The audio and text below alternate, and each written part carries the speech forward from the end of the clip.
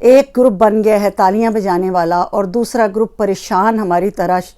بالکل لمحہ فکریہ ہے ہمارے لیے اس وقت کہ ایک طرف تو جموں کشمیر کے حالات آپ کو معلوم ہیں، 3 مہینے ہو گئے ہیں، لوگ اندر مر رہے ہیں، بھوکے پیاسے ہیں.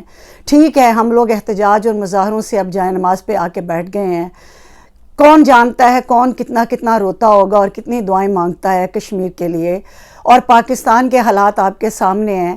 تو یہ جو سوشل میڈیا اور میڈیا نے ایک تماشبین کا ماحول بنا رکھا ہے، ایک طرف چیف عدلیہ ہے اور ایک طرف چیف آرمی ہے. تو یہ کوئی کبڈی کا کھیل ہے جس کو آپ تماشا بنا کے تو اس میں گروپنگ کر رہے ہیں. اور تحریک انصاف اور اپوزیشن جو ہے یہ گروپ کی صورت میں، ایک گروپ جو ہے وہ عدلیہ کو سپورٹ کر رہا ہے اور ایک گروپ آرمی چیف کو. پورا خدا کا خوف کرو.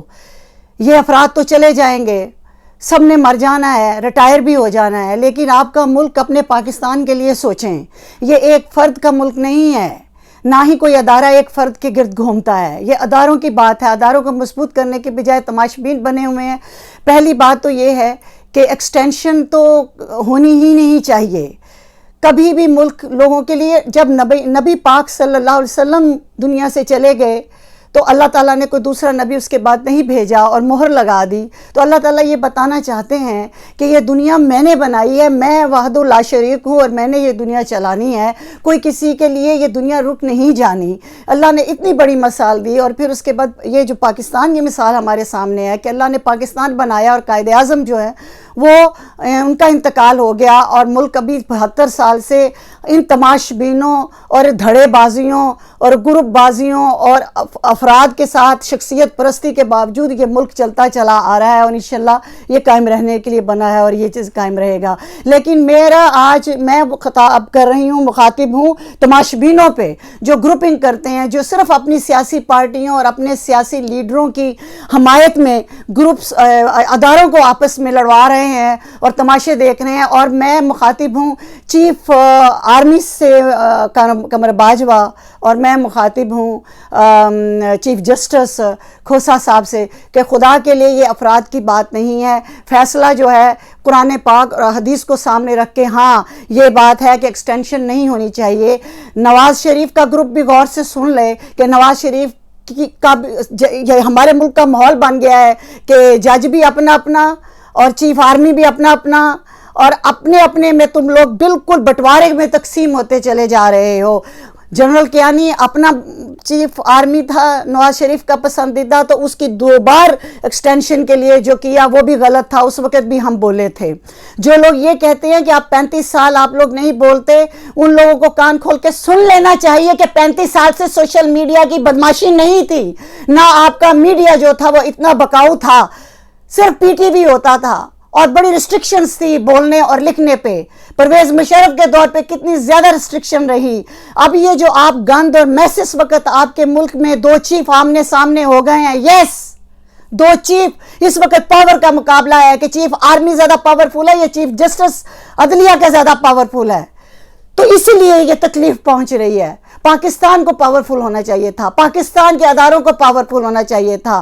اس وقت یہ جو میس کھڑا ہوا ہے اس کی ایک وجہ آمر ڈکٹیٹر جامعہ حفصہ کی یتیم بچیوں کے اوپر ظلم کرنے والا عافیہ صدیقی جیسے 4000 سے زیادہ بلکہ کتنے ہزاروں لوگوں کو لاپتہ کرنے والا، آئین کی پامالی کرنے والا جنرل سابق پرویز مشرف کی وجہ سے بھی یہ میس ہوا ہے. تو آپ عدلیہ کو آزادانہ فیصلے کیوں نہیں کرنے دیتے؟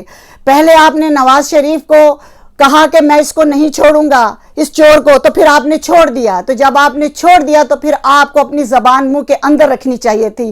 اس کے بعد بھی آپ نے پیڑی زنانیوں کی طرح آ کے تانے مینے دینے شروع کر دیے جیسے کہ وہ آپ کی مرضی کے بغیر اور آپ کے نوٹس کے بغیر چلا گیا، جبکہ آپ کی ساری میڈیکل ٹیم جو تھی اس نے بھی یہ کہا اگر اس کے پیچھے بھی کوئی فراڈ تھا تو آپ کیسے وزیر اعظم ہیں کہ آپ کو پتہ ہی نہیں چلا؟ آپ کی ناک تلے آپ ہی کے ڈاکٹروں نے اتنا بڑا اندھیر کر دیا اور کہہ دیا کہ وہ ایک مریض ہے، جبکہ آپ اب دن رات پیٹ رہے ہیں لکیر کو کہ وہ مریض نہیں تھا اور وہ چلا گیا. دوگلی پالیسی بند کریں. سیاستدان، عدلیہ، فوج اور صحافی یہ دوگلی پالیسی بند کریں. صبح ان کے ساتھ، شام ان کے ساتھ، عوام کے ساتھ بھی اور ملک کے ساتھ کھلواڑ بند کریں. یہ افراد کے لیے پاکستان نہیں بنا. یہ عوام کے لیے پاکستان بنا، مسلمانوں کی آزادی کے لیے یہ پاکستان بنا تھا. ایکسٹینشن ہونی ہی نہیں چاہیے.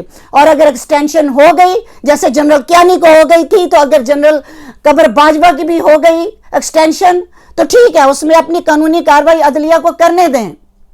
قمر باجوہ کو اس سے کوئی فرق نہیں پڑتا اگر ان کی ایکسٹینشن ہوتی ہے یا نہیں ہوتی، کیونکہ فوج ایک ادارہ ہے. فوج کا ایک چھوٹا معمولی سپاہی اور آرمی چیف دونوں برابر ہیں ہماری نظر میں، قوم کی نظر میں. ہم دونوں کو سلوٹ کرتے ہیں.